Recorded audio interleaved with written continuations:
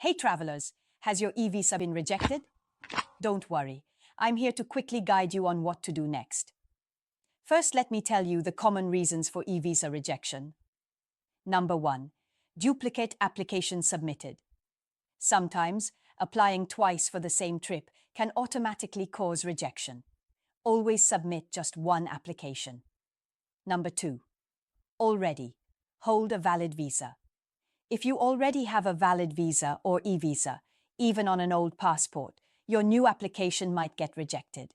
Always check your current visa status. Number 3. Wrong information or documents provided.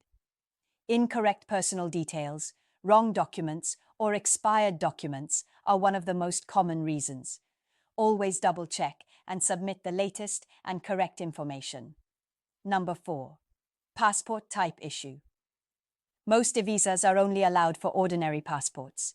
If you apply with a diplomatic, official, or special passport, your eVisa can be rejected. Now, what you should do next? Step 1. Check the rejection email carefully. It usually tells you why your visa was denied. Step 2.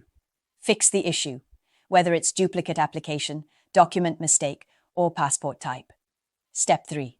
Prepare your application again with the correct details and updated documents. Or, the best thing you can do is, you can also get help from us. Apply through VisaSend.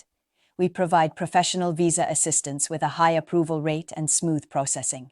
Remember, eVisa rejection is not the end.